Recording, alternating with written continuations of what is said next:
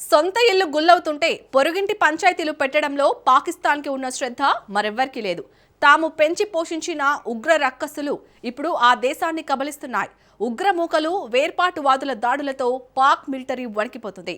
చెండాలంగా ఉగ్రవాదుల చేతిలో పాక్ దెబ్బలు తింటుంది. అంతర్జాతీయ వేదికలపై మాత్రం శాంతి దూతలమన్నట్లుగా ఫోజులు కొడుతుంది. ఉగ్రవాదాన్ని ఆపకపోతే రేపు ప్రపంచ పటంలో పాక్ ఉందని భారత ఆర్మీ చీఫ్ ద్వివేది గుర్తించారు. భారత్ హై వోల్టేజ్ వార్నింగ్తో ఉలికిపడ్డ పాకిస్తాన్ ఆర్మీ ఎప్పటిలాగే మళ్లీ పాత అణ్వస్త్రాల రాగాన్ని అందుకుంది. కానీ ఇక్కడ అసలు ప్రశ్న ఏంటంటే, అసలు పాకిస్తాన్ను అంతం చేయడానికి భారత్ వెళ్లాలా? ప్రపంచ పటం నుంచి ఆ దేశాన్ని చేరిపేయడానికి యత్నిస్తుంది ఎవరు? సొంత గడ్డపై ఉగ్రవాదుల చేతిలో పాక్ సైన్యం ఎలా కుక్కలు చింపిన విస్తరిలా మారుతోంది? Watch story. పాకిస్తాన్ను మ్యాప్ నుంచి చెరిపివేసిందెవరు? భారత్ యుద్ధం చేయాల్సిన అవసరముందా? సొంతిల్లు గుల్లా అవుతుంటే సౌదీకి రక్షణ ఎలా? ఉట్టికెక్కలేనమ్మా నింగికి ఎగిసిందన్న సామెతను నిజం చేస్తోంది పాకిస్తాన్. అంతర్గత సమస్యలతో పాకిస్తాన్ అల్లాడుతోంది. వాటిని కవర్ చేసుకోవడానికి అష్టకష్టాలు పడుతోంది. అమెరికా, ఇరాన్ మధ్య సంధికి యత్నించి దేశంలోని సమస్యలను డైవర్ట్ చేయాలని భావించింది. ఉగ్రదేశం పన్నిన ఈ ప్లాన్ కూడా అట్టర్ ఫ్లాప్ అయ్యింది. దేశంలో ఆర్మీపై విపరీతమైన వ్యతిరేకత మొదలైంది.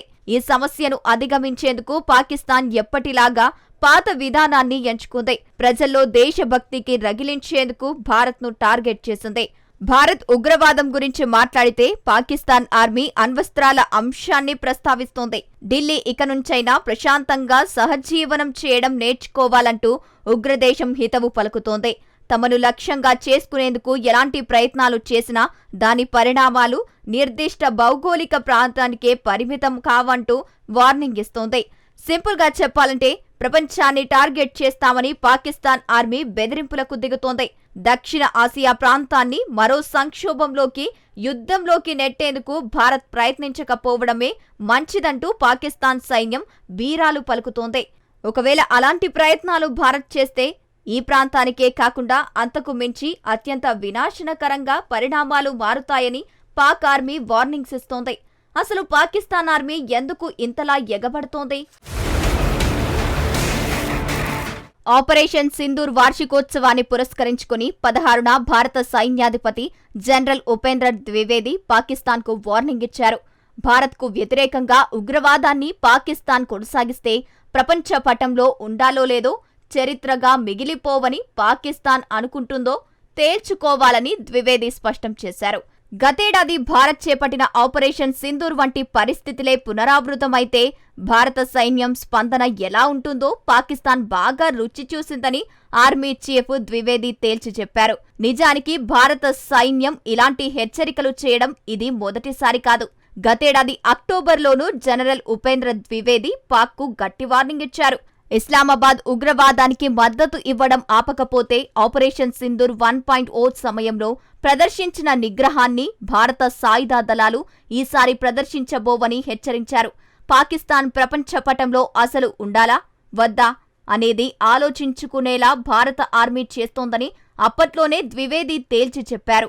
అంటే భారత్ ఉగ్రవాదం గురించి మాట్లాడుతోంది, కానీ పాకిస్తాన్ మాత్రం అణ్వస్త్రాల అంశంపై మాట్లాడుతోంది. తమను టార్గెట్ చేస్తే నిర్దిష్ట ప్రాంతానికి దాడులు, నిర్దిష్ట భౌగోళిక ప్రాంతానికే పరిమితం కావంటూ వార్నింగ్స్ పాకిస్తాన్ ఇస్తోంది.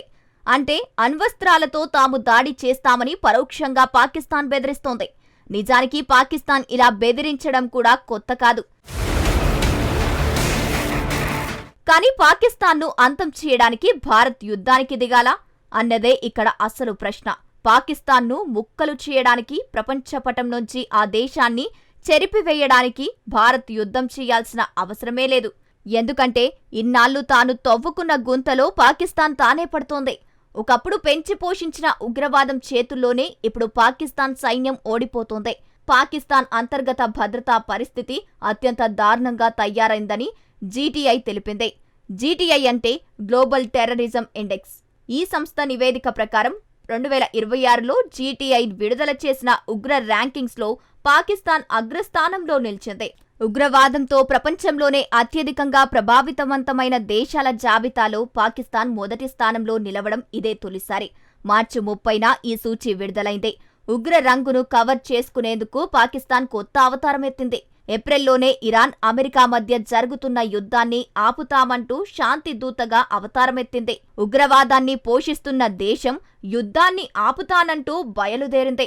ఇరు దేశాలతో చర్చలు జరిపింది. ఏప్రిల్ 11, 12వ తేదీలో ఇస్లామాబాద్ వేదికగా శాంతి చర్చలకు ఆతిథ్యమిచ్చింది. ఈ చర్చలు అర్ధాంతరంగా ముగిశాయి. నిజానికి పాకిస్తాన్ వ్యవహరిస్తున్న తీరుపై ఇరాన్ ఆందోళనకు గురయ్యింది. అమెరికాకు పాకిస్తాన్ అనుకూలంగా వ్యవహరించింది. దీంతో పాకిస్తాన్ మధ్యవర్తిత్వంపై తెహ్రాన్ అనుమానాలు వ్యక్తం చేసింది. కానీ పాకిస్తాన్ పరిస్థితి మాత్రం పైన పటారం లోన లోటారం అన్న చందంగానే మారింది. యుద్ధాన్ని ఆపేందుకు పాకిస్తాన్ ఎంతో సీరియస్గా ప్రయత్నాలు చేసింది. అదే సమయంలో పాకిస్తాన్ను ముక్కలు చేయడానికి ఉగ్రవాదులు, వేర్పాటువాదులు అంతే తీవ్రంగా యత్నిస్తున్నారు. ఆ దేశం పెంచి పోషించిన ఉగ్రవాదుల చేతుల్లో పాకిస్తాన్ సైన్యం షాకింగ్ రీతిలో ఓడిపోతూ పట్టు కోల్పోతోంది.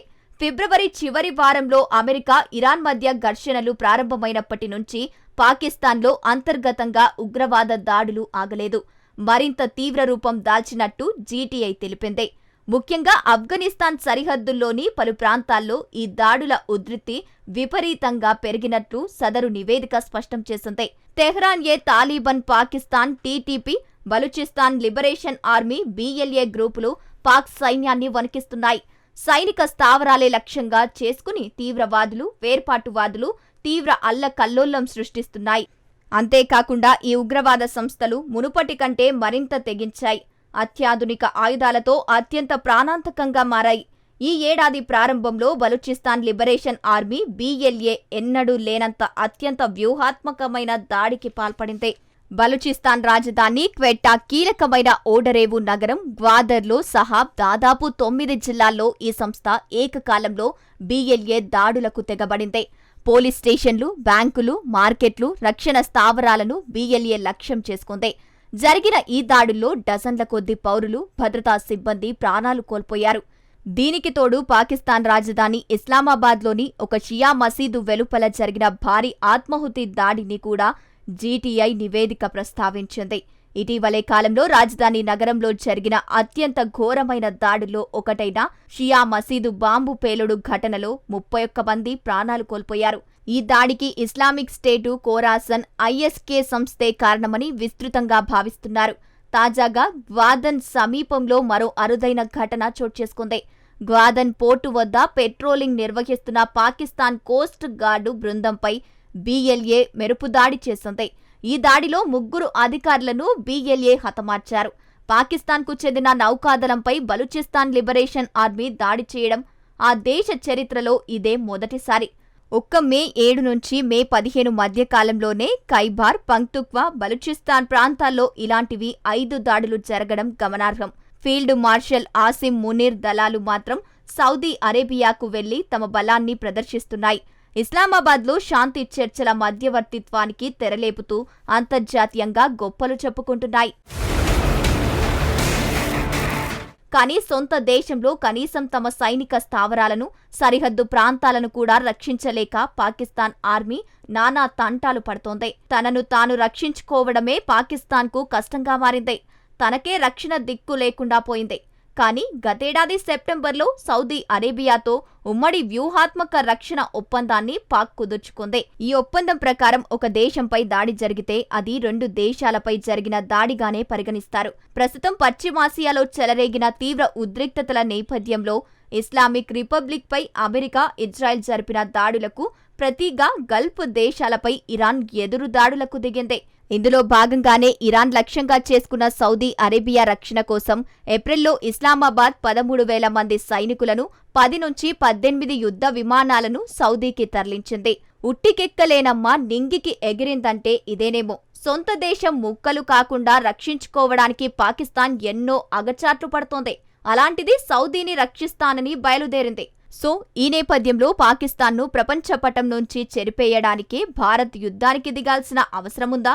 ఎందుకంటే పాకిస్తాన్ ఆర్మీని ఓడించడానికి ప్రపంచంలోనే 4 శక్తివంతమైన మిలిటరీ ఉన్న భారత్ యాక్షన్లోకి దిగాల్సిన అవసరం లేదు. ఒకవేళ భారత్ ఆ పని చేస్తే నిమిషాల్లో పాకిస్తాన్ ఖేల్ ఖతమవుతుంది. కానీ ఆ పనిని ఇప్పుడు వేర్పాటువాదులు, తిరుగుబాటుదారులే తమ భుజాలపై ఎత్తుకున్నారు. బలూచిస్తాన్ను ప్రత్యేక దేశంగా మార్చే లక్ష్యంతో BLA పోరాడుతోంది. మరోవైపు పాకిస్తాన్ ఇస్లామిక్ ఎమిరేట్గా మార్చేందుకు TTP యత్నిస్తోంది. ఖైబార్ ప్రాంతాన్ని తమ గుప్పిట్లో ఉంచుకుంది. మరిన్ని ప్రాంతాలను విస్తరించేందుకు యత్నిస్తోంది. ఈ రెండు ఉండగా పాకిస్తాన్ను అంతం చేయడానికి ప్రత్యేకంగా భారత్ ఎలాంటి ప్లాన్లు వేయాల్సిన అవసరం మాత్రం కనిపించడం లేదు.